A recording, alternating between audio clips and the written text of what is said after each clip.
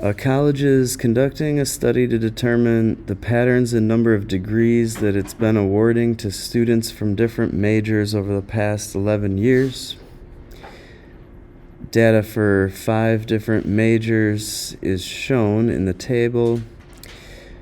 We want to know for which majors is there a significant level of correlation, and where is there little to no correlation.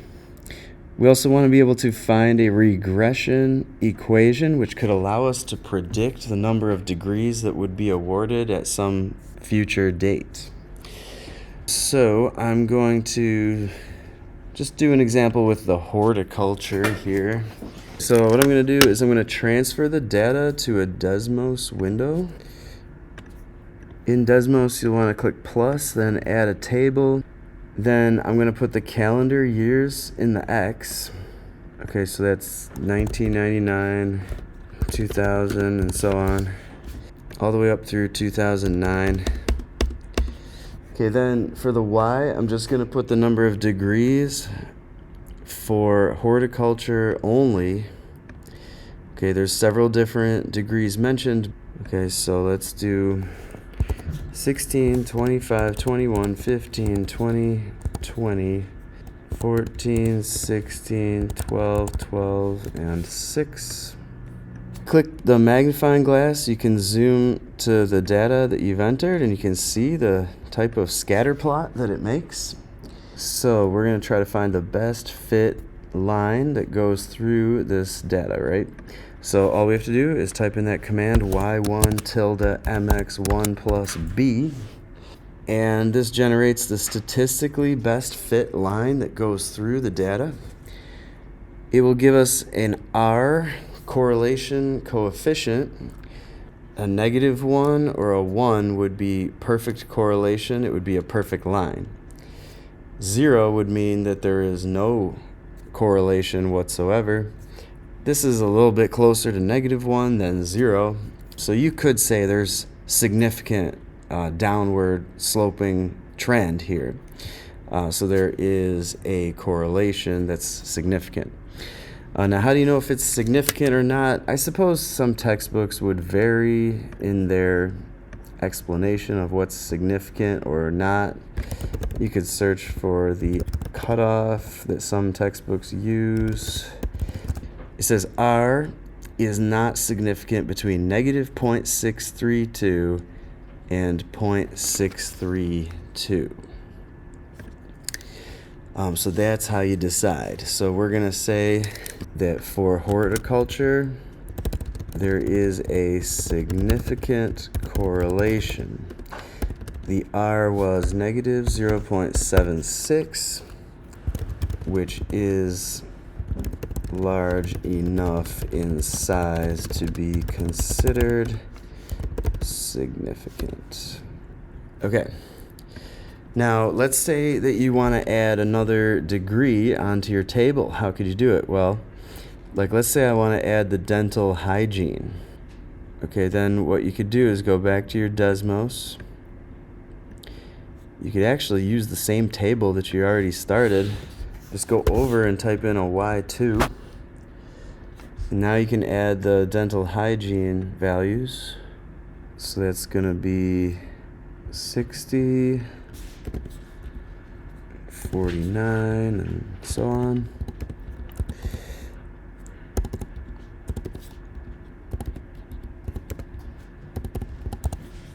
All right, so now in purple, we have another data set. I'm now going to do regression on that data set. Notice that it is under the heading of Y2. So I need to use the code Y2 tilde mx1 plus b. I'm still going to use x1 because those are my calendar dates. The calendar dates aren't going to change. And now we get another correlation. Now look at this correlation. It's downward sloped, but the slope is not considered significant here. It's got a correlation of -0.49. That is not large enough in size to be considered significant.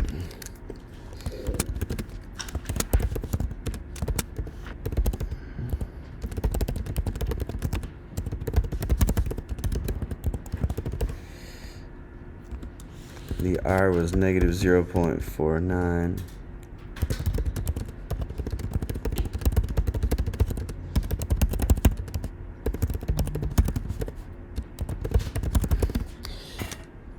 Alright, so what was that rule from the web? They said that if your R is between negative 0.632 and positive 0.632, then the correlation is not significant.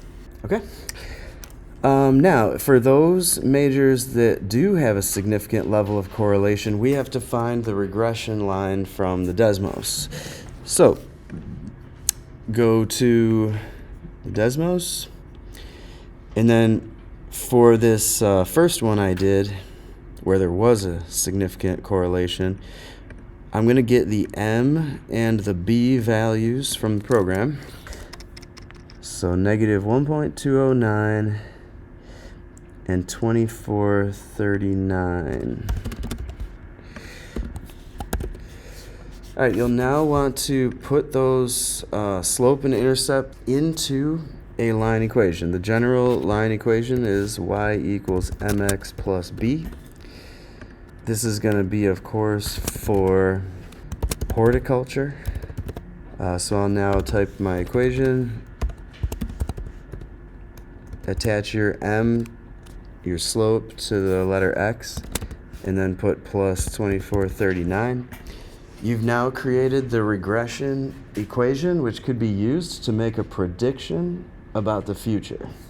Now, if you want to check your line to make sure that it's correct, type it in and see if it overlaps with the existing line that Desmos had created.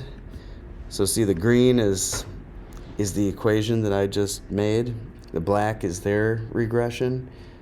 And obviously the green here completely overlaps with the black. So this is the correct regression equation. You now want to be able to make a prediction. So sometimes you'll see these regression equations written like this in function notation with parentheses around the x there. So they want us to make a prediction about what will happen in 2010. So what they're basically saying is, let the calendar year x equal 2010. Okay, that means we're gonna plug in 2010 into the formula using open parentheses where the variable x used to be. And we will now put the 2010 into those parentheses, and we'll do this calculation.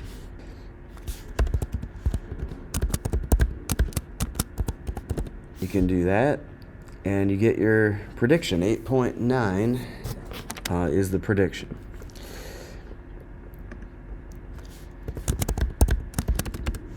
And the units should be degrees.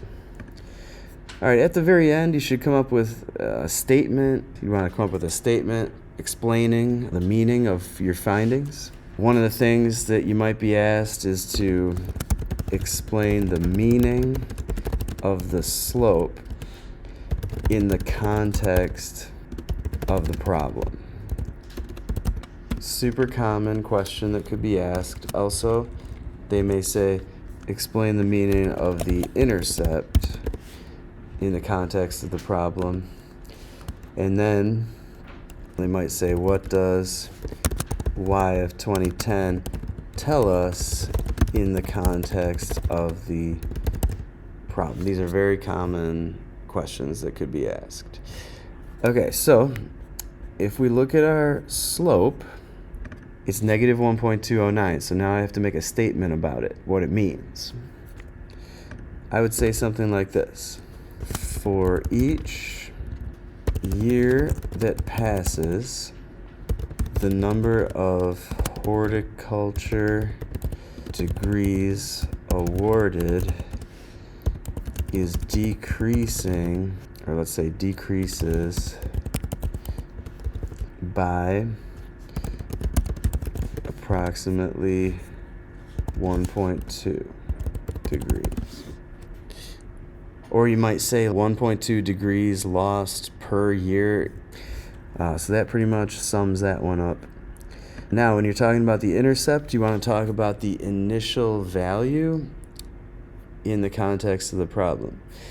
So this is kind of a weird one when you're dealing with calendar years. You're basically trying to find y of 0. That's the intercept. So y of 0 would be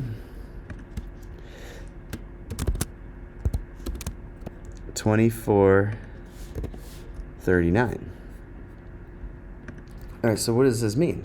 If you go to your graph and trace the green back, all the way back to the beginning of the calendar years, you'd be tracing it back to the y-axis, and that's where you find that 2439. So according to calendar years, this would be 2,000 years ago is what we're talking about at 0 AD. So you could say in calendar year 0 AD, the model predicts, or the model suggests, that 2,439 horticulture degrees would have been awarded.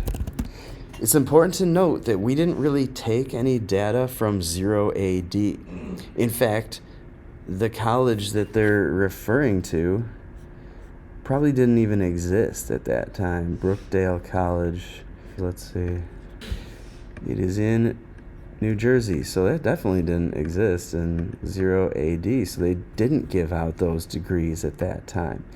But that shows how extrapolation is a risky business. We took data from 1999 to 2009.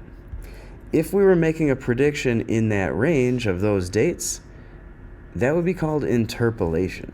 Interpolation occurs when you use your model to make predictions in the calendar years of where data was actually collected.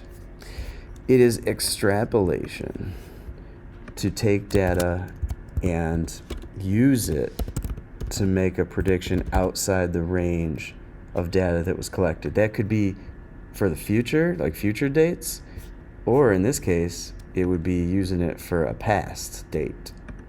And obviously that prediction that was made in the past is completely unrealistic and not reliable at all.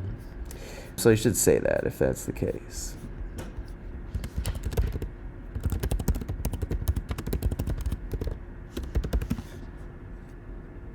Then finally, we're supposed to interpret what y of 2010 tells us.